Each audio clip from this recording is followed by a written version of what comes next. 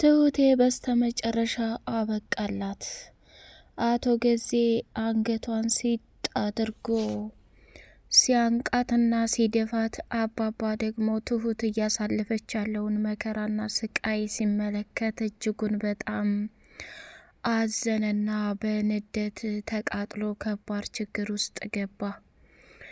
ትሁት አለሜን ለማትረፍና አለሜን ለማዳን እንዲሁም ደግሞ ካለችበት ችግር ለማውጣት ስትል አቶ ገዛሀኝ እያሰቃያትና እንዲሁም ደግሞ አለሜ ያለችበትን ቦታ ላይ ካልተናገረች እሷንና ልጇን እንደሚያጠፋባቸው ሲነግራት ምንም አማራጭ የላትምና እህቷም ደወለችና ቆይ ትሁት አንቺን አምባሳደርና እንባ ጠባቂ ያደረገሽ ማን ነው?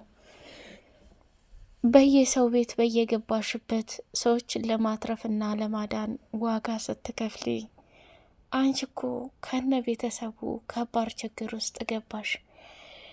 ስለ ወለድሻት ብቻ ልጅሽ አይደለችም። እውነቱን ስነግርሽ የአባታችን ዓይን ነው የጠፋው። አባቴ በህይወት እንዲኖር አትፈልጊም እንዴ? አባትሽን በማይረቡ ሰዎች እንዴት ታሰቃያለሽ? ያንቺ ልጅ እኮ ለአባቴ ህይወቱ ናት፣ ዓይኑ ናት። ዓይኑን አጥፍተሽ እሱ ደግሞ በጭራሽ መኖር አይችልም። ትሁት እድሜ ልክ ችግርና ስህተት ውስጥ እንደገባሽ እኛንም በገዛ ሀገራችን መኖሪያ አሳጣሽን ብላ ስትጮህበት፣ አዎ ልክ ነሽ እህቴ፣ በማይመለከተኝ እየገባሁኝ ብዙ ችግር ፈጥሬያለሁ። አንዴ ልጄ ካለችበት ቦታ ላይ በሰላም ይልቀቁልኝ እንጂ ሁሉንም ነገር እርግፍ አርጌ ትቼ የራሴን ህይወት ለመኖር እሞክራለሁ ብላ ለእህቷ ተናገረች። ትሁቴ ስሜታዊ ሆነችና ወደ ቤቲ መኝታ ክፍል ገብታ ከናቲ ጋር ተነጋግራ፣ ናቲም ደግሞ ስሜ ቤቲ፣ ያን ሁሉ ቆሻሻና መጥፎ ነገር ያደረግኩት ትሁትን ጣልቼ ካንቺ ጋር ለመቀጠል አልነበረም። እናትህ ጋር አገናኛለሁ ስትይኝ ብዙ ስህተት ሰርቻለሁ፣ ብዙ ነገር አድርጊያለሁ። ያንን ነገር ደግሞ ዳግም መቀጠልም አልፈልግም። አንቺ የዛ የጅብና የአረመኔ ሰውዬ ሚስት ነሽ ብሎ እውነታውን ሲነግራት፣ ቤቲም ቆይ እኔ ለፍቅር እንደዚህ መስዋዕትነት ማድረጌ ጥፋቱ ምንድን ነው ብላ ከሳሎን ተነስታ ወደ መኝታ ክፍል ገብታ ደም እንባ ማልቀስ ጀመረች። ናቲም ያጠፋው ጥፋት ስህተት እንደነበረ እናቱን ለማግኘት ሲባል ብዙ ነገር ማድረግ እንዳለበት ትሁቴ ነግራው ነበር። ለመታረቅና ይቅር በይኝ ብሎ ወደ መኝታ ክፍል ሲገባ ቤቲ በጣም ስለተናደደችና ስለከፋት ናቲን ብድግ ቁጭ አድርጋ ከዛ ክፍል አስወጣቸው። ሰላም ሰላም፣ ውድ የተከበራችሁ የተወደዳችሁ የቻናሌ ቤተሰቦች፣ እጅግ በጣም ተወዳጁና በጉጉ ስንጠብቀው የነበረው የትሁቴ ድራማ እንደቀጠለ ይገኛል። ቻናሉን ላይክ፣ ሰብስክራይብ ያደረጋችሁ ለምታበረታቱኝ መልካም ቤተሰቦቼ ከልብ አመሰግናለሁ ማለት ነው። ትሁቴ በስተመጨረሻ ያልጠበቀችውና ያላሰበችው ችግር ገጠማት። አቶ ገዙ አለሜን ስታመጪ አንቺም በህይወት የመኖር እድልሽ ሰፊ ነው፣ አይታልሽ ደግሞ ልጅሽን እድሜ ልኳን ሳሰቃያትና መከራ ሳበላት እኖራለሁ ብሎ ወሰነ። ትሁቴ ከሚባለው በላይ ለልጇ ስትል እንግዲህ አለሜን አሳልፋ መስጠት እንዳለባት አመነችና አለሜ ያለችበትን ቦታ ለመናገር እፈልጋለሁ፣ ልጄን ግን መጀመሪያ አስረክበኝ ብላ ስታፈጥበት፣ አሁን በድርድር መልኩ መጥተሻል ትሁት፣ የምፈልገው ነገር ቢኖር ይሄ ነው። ስለዚህ ቀጥ ለጥ ሰጥ ብለሽ ስራሽን የምትሰሪ ከሆነ ያሹን ጨዋታ ተይ፣ አለሜ ወደ ቤት እንድትመለስ አድርጊ። ከዛ ልጅሽ ምንም ሳትሆን በሰላም ትመለስልሻለች። አይ የምትይ ከሆነ ግን ከባድና ህይወቷን ምስቅልቅል ነው የማደርገው ብሎ አላት። በጣም ጨካኝ አረመኔ ሰው ነህ። እያንዳንዱ አሁን ያደረካቸውን ግፎች በሙሉ በሆነ ጊዜ ዋጋ ትከፍላለህ ብላ ስትለው ደነገጠና ጭራሽ አንቺ ሰራተኛ እኔ ገዛኸኝን መልስ ለመስጠት በቃሽ? ወይኔ ጉዴ!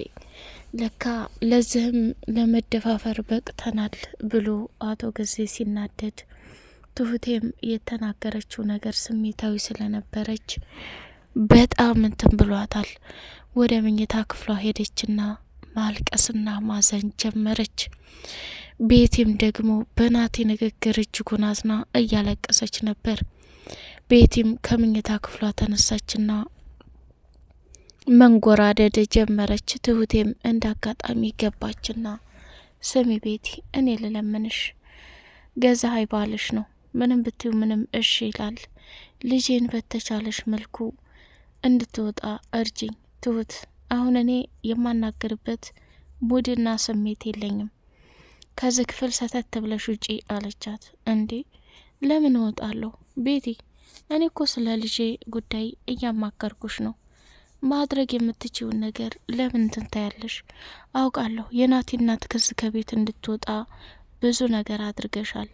የአንቺ እጅ ባይኖርበት ኑሮ በፍጹም ልትወጣ እንደማትችል አውቃለሁ። ናቲና አንቺ ችግራችሁን ፍቱ፣ እኔን ግን እባክሽ እርጅኝ እያለች መለመን ጀመረች። ትሁት አስሬ እየመጣሽ ልጄ ልጄ አትበይኝ። ያንቺ ልጅ ብትሞት ምንም ልትሆን አትችልም።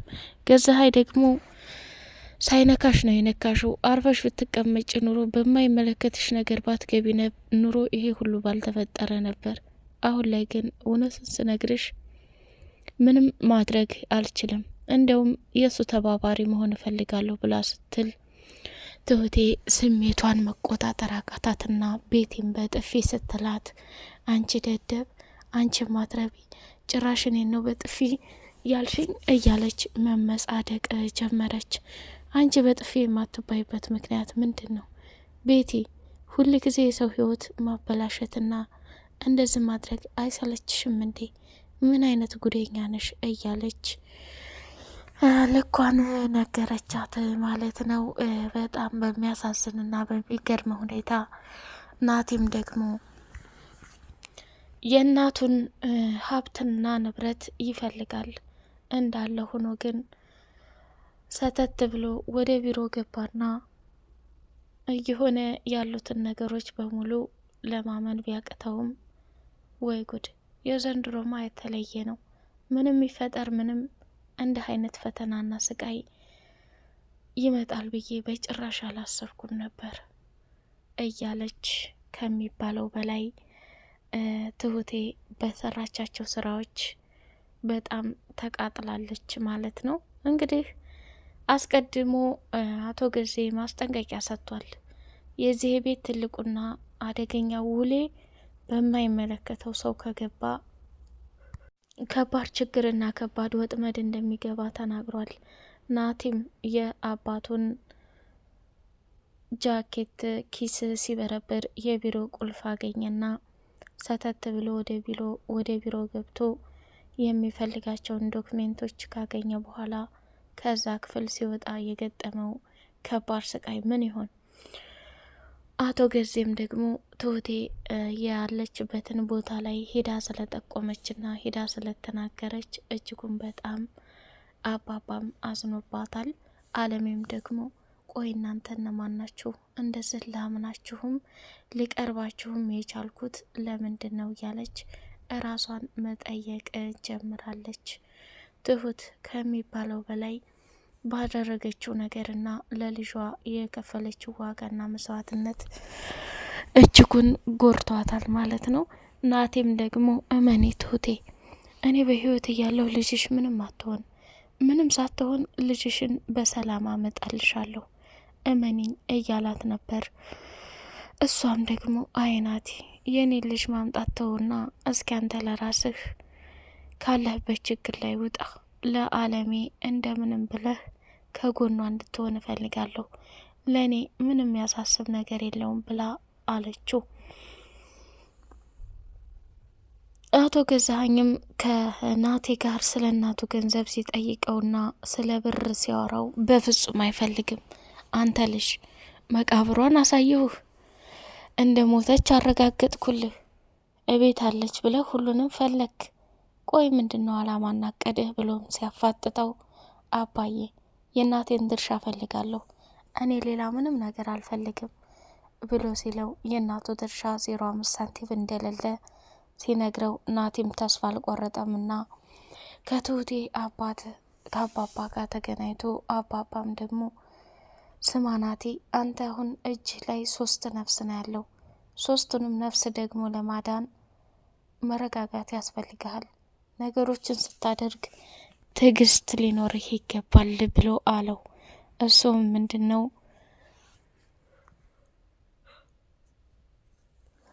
ናቲ እጅግ በጣም ስለሚፈጥንና ስለሚቸኩል ነገሮችን ያበላሻል የሚል ስጋት ስላለበት አባባ ትሁትም እናትህን ለማትረፍ ስትል ልጇን መስዋዕትነት አድርጋለች።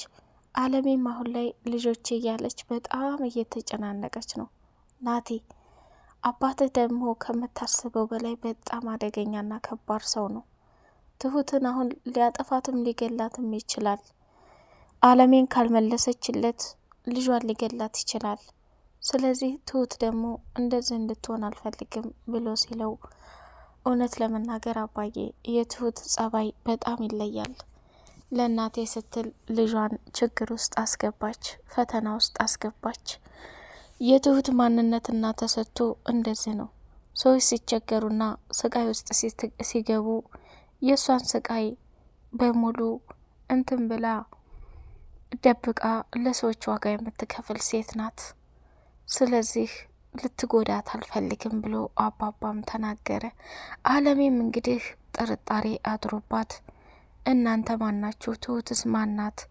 እኔንስ ለመርዳት የፈለጋችሁት ለምንድን ነው ብላ የጅል ጥያቄዋን መጠየቅ ጀመረች። አባባም ደግሞ ስም አለሜ፣ አንቺ ከጊዜ ጋር መገናኘት ካለብሽ እወስድሻለሁ፣ ግን ከባድና አደገኛ ችግር ውስጥ ነው የምገቢው። አሁንም ልጅሽን በሰላም ማግኘት ተፈለግሽ ተረጋጊ፣ ይሄ ቃሌ ነው፣ እኔ አገናኛቸዋለሁኝ ብሎ ነገራት። እሷም እምነት አደረባትና አይሆንም ልጄ ጋ ውሰደኝ ብላ ከቤት አስወጥተው ነበር አባባን። አባባም እሺ ያለና ይዟት ሲሄድ መጨረሻ ላይ የሚፈጠረው ነገር ከባድ መሆኑን ሲነግራት አለሜ ፈራችና እሺ በቃ እንመለስ፣ እኔም እኮ ዳገባሁ ለስንት ዓመት ሙሉ እናትና ልጅ በህይወት እያለ ሳይታይ መቅረት እንዴት ያማል እያለች ለአባባ ስትለው አባባም ለማረጋጋትና አለሜ ካለችበት ስሜት ላይ ለማውጣት ብዙ መስዋዕትነት ከፈለላት። ናቲም አሁን ላይ ቤቲ ጋር የሰራው ቆሻሻ እያናደደውና እያቃጠለው ይገኛል ማለት ነው። ውድ የተከበራችሁ የቻናል ቤተሰቦች በቀጣይ ፓርት በጉጉት እስከምንገናኝ አሰላሙ አሌይኩም ወራህመቱላሂ ወበረካቱሁ።